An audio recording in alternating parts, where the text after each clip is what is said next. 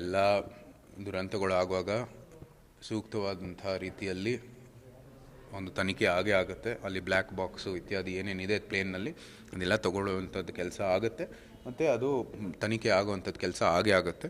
ಇವರು ಏನಕ್ಕೆ ಇಂಥ ಒಂದು ಸ್ಟೇಟ್ಮೆಂಟ್ ಮಾಡ್ತಾಯಿದ್ದಾರೆ ಅಂತ ನಮ್ಗೆ ಗೊತ್ತಿಲ್ಲ. ಬಟ್ ಸಾಮಾನ್ಯವಾಗಿ ವೆಸ್ಟ್ ಬೆಂಗಾಲ್ ಎಲೆಕ್ಷನು ಕೂಡ ಆಚೆಗೆ ಬರ್ತಾ ಇದೆ. ಇವರು ಏನೋ ಒಂದು ಹುನ್ನಾರವನ್ನು ಇಟ್ಕೊಂಡು ಮಾಡ್ತಾಯಿದ್ದಾರೆ ಅಂತ ನಮ್ಮ ಒಂದು ಅಭಿಪ್ರಾಯ, ವೈಯಕ್ತಿಕ ಅಭಿಪ್ರಾಯ. ವರ್ಷಗಟ್ಟಲೆ ತಗೊಳ್ತಾರೆ ಮತ್ತು ಅದು ಯಾರು ಎಲ್ಲ ಮರ್ತೋಗ್ಬಿಡ್ತಾರೆ ಅನ್ನೋದು ಅವ್ರು ಹೇಳುವುದು. ಈ ಹಿಂದೆನೂ ಕೂಡ ಆಗಿದೆ, ಅದು ಯಾವುದು ಕೂಡ ಯಾವ್ದು ಉಲ್ಲೇಖ ಮಾಡ್ತಾ ಇರೋದು ನಮ್ಮ ಸರ್ಕಾರ ಇರುವಾಗ ಯಾವ್ದಾಗಿಲ್ಲ ಅಂತ. ಸರ್, ಈಗ ಪುಲ್ವಾಮಾ ದಾಳಿ ಆಯಿತು, ಅದರ ತನಿಖೆ ಕೂಡ ಹೊರಗಡೆ ಬರಲಿಲ್ಲ. ಅದಾದ್ಮೇಲೆ ಪುಲ್ವಾಮಾ ದಾಳಿಯ ಯಾವ ತನಿಖೆ ಬೇಕಾಗಿತ್ತು ಅವ್ರಿಗೆ ಗೊತ್ತಿಲ್ಲ, ಅವರು ಪ್ರಸ್ತಾಪ ಮಾಡಿರೋಂಥದ್ದು. ಅದಾದ್ಮೇಲೆ ಪುಲ್ವಾಮಾ ದಾಳಿಗೆ ಒಂದು ದಾಳಿ ನಡೆದಿದ ನಂತರ ಎಲ್ಲೆಲ್ಲ ಏನೇನು ಅದರ ಒಂದು ಹಿನ್ನೆಲೆ ಮತ್ತು ನಂತರ ಆ ಘಟನೆ ಮತ್ತು ಎಲ್ಲ ಒಂದು ಅಂಶಗಳು ನಿಮ್ಮ ಜೊತೆಗೆ ನಮ್ಮ ಜೊತೆಗೆ ಎಲ್ಲರಿಗೂ ಕೂಡ ಇದೆ.